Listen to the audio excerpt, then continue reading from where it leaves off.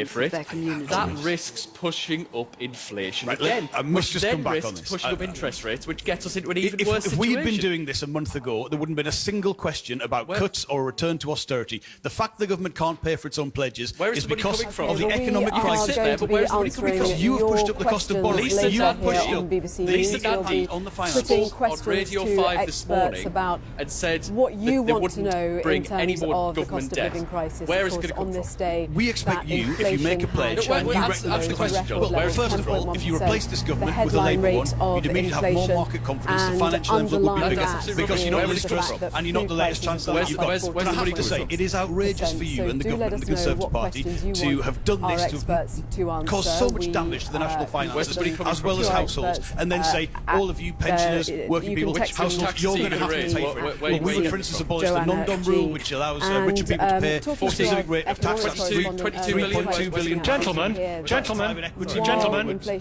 is going up. There is a glimmer of hope in the figures that are out what today. we do, we love the lively debate. We get lots of points when we hear the lively debate. We hear the energy and we hear the passion and we hear the arguments. It's very important, and I want more of it. The only reason I call things to a temporary halt is that imminently we are to be joined by the news channel, and I went too soon. I'm not to blabber for another 30 seconds now, but there it is. It's 9:29:28. So what we want to do is find out about your lives as people who are on benefits, people who are struggling. So, Nicola, you're in that situation, yeah? Are you? You're not. Are you in that situation, Amanda? Right, I'll talk to you about it. And Denise, you're from Citizens Advice as well, are you? I'll find, Nicola, you've got hairdressers, haven't you? And also over here, Carla, you're in that situation, are you? And Eleanor, too. Yeah, I'll be with you in just 1 minute, and we're coming right now. And it's a lively debate this morning. We're joined by the news channel and we're on BBC Two. We are in Sunderland, an amazing audience with all sorts of different views, but everybody does have a view on what is happening to our country at the moment and in our country at the moment. What's it like living through this cost of living, the cost of living problem? Some call it the cost of living crisis. What is it like having to deal with it at the moment? Hi, Eleanor. Good morning to you. Tell me about your situation in life. For a wig, and that's it. Everybody's affected. The cost of our wigs has had to go up, but that affects people. You know, it doesn't matter. It doesn't matter whether you're from a wealthy family or a poor family. If you are ill, that your choices are taken away from you. Yeah, talking about the distance, we're just coming out of the news, but talking about the distance between things. How do you feel, Andrew, the people that you see on a daily basis when you hear that the bankers' bonus cap is to be lifted, and the original idea to lower the rate of tax for the wealthiest in society? Viscerally, how did you react to those policies? Very quickly. From my side, there always never seems to be that simple solution. One says one thing, the other says the other thing, and all we see at ground level is the impact, as I say, of someone else's bad decision, in my opinion. Thank you very much indeed. We have more to come. You'll notice that the clock is approaching 10. We're going to have the news. Radio 5 Live. With the headlines at 10 o'clock, I'm Lisa McCormick. Prices are rising at the fastest rate for 40 years. The rate of inflation, which is measured by the Consumer Prices Index, is 10.1%. That's up 2% from the previous month.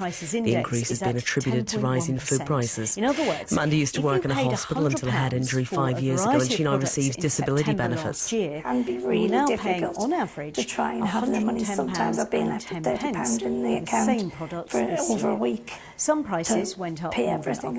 Food and non-alcoholic drinks rose by 14.6%. I'd have liked to be a good role model for myself, and airfares went down. Can't be. Liz Truss will face questions from MPs in the House of Commons this lunchtime. The Prime Minister will face questions from MPs in the Commons this afternoon for the first time since scrapping almost all of her economic plan. Liz Truss has described the decision to drop a package of tax cuts as painful. An independent review will be published later into maternity services at East Kent Hospital's NHS Trust. The inquiry heard from 200 families with cases dating back to 2009. They'd say the concerns were repeatedly brushed aside.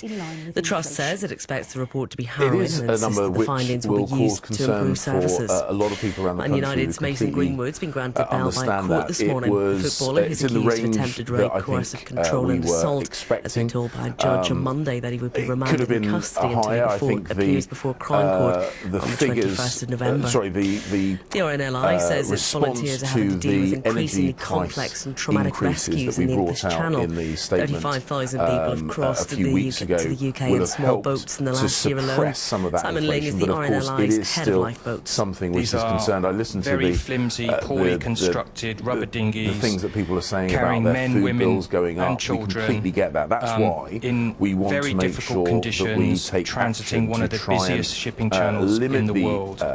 It's very chaotic with screaming and panic.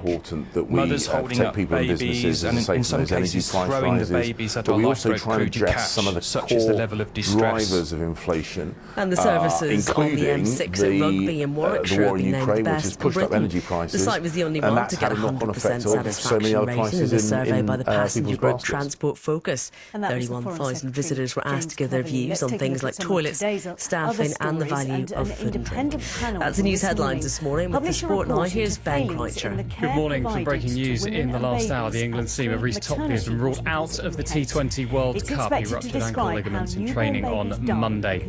Ireland boosted their prospects of reaching the next stage with a 6-wicket win over Scotland this morning. Curtis Campbell's unbeaten 72 saw them chase down 177 with an over to spare. Both play their final games on Friday. And the West Indies are 97 for 5 in the 14th over against Zimbabwe in the other game in their qualifying group. Hello, I'm Nihal Arthur-Naika. And if you haven't heard the Headliners podcast on BBC Sounds, quite frankly, where have you been? I bring you in-depth conversations with some of the biggest names in entertainment, sport, culture and the arts. Rita Wilson is here. Manchester United legend Gary Neville, Michael Palin, Vicky Patterson, Jarvis Cocker, Lenny Henry's on the show, Alex Scott, Arsenal legend. The first thing the taxi guy will say to me is, I'm not supposed to like you, I'm Spurs. And this afternoon, I'll be catching up with comedian and actor Rob Delaney. And more rail strikes over pay and conditions will take place on the 3rd, the 5th and the 7th of November. Radio 5 Live, the voice of the UK, Nicky Campbell. Listen live, pause, rewind and discover with the BBC Sounds app. Network Rail of dishonesty in negotiations. That's all from us. Well, welcome back. We're on the radio. We just got to do the proper welcome to BBC Two and the news channel as well. Here we come. Welcome back to the fire station. Wow. Some really, really interesting conversations happening this morning as we talk about the cost of living. We're talking about energy. Brexit has been mentioned. We're in Sunderland. It's a fascinating part of the world. Politically, it really is, and historically, too. Richard, man from the BBC, I do believe. Just remind people who you are. I'm the political editor for the BBC in this region. Right, so. Right. Tell us about this region. We're going to listen. We're in our final minute now, and there are huge challenges. And I want a last word from Amanda, who gave us such a picture of her life and her struggles. And you need all the support you can get right now. Are you getting enough? No.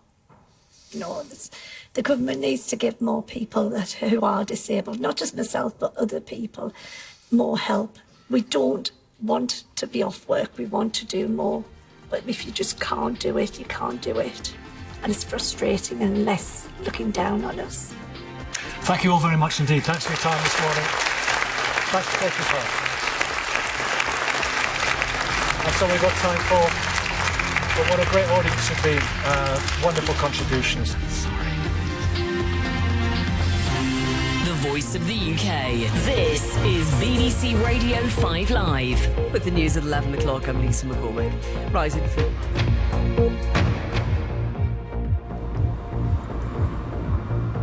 This is BBC News. I'm Joanna Gosling, live today in Sunderland. The headlines. Inflation in the UK has returned to a 40-year high. It hit earlier this summer. The rate, as measured by the Consumer Prices Index, is at 10.1%, driven mostly by rising food prices. Sometimes I've been left with £30 in the account for over a week, to pay everything and just don't have it. We'll be here in Sunderland throughout the day on BBC News asking how inflation is affecting you. I really hate the fact that there are people suffering the way that you've just described. I didn't see that piece. And we've got to do something about it. We can't just sit there and... You've been in power for 12 years. How can you say we're trying to do something? You've been in power for 12 years.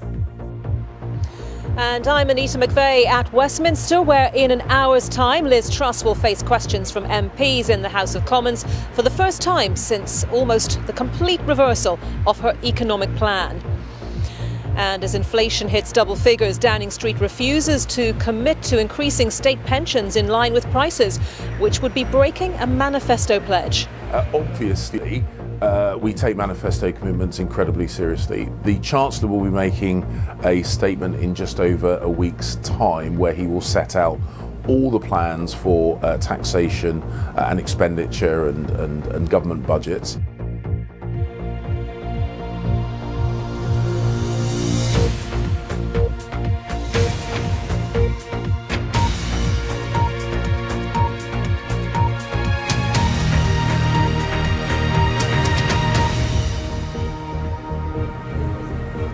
Hello and welcome to BBC News with me, Joanna Gosling, live in Sunderland, and Anita McVeigh coming live from Westminster.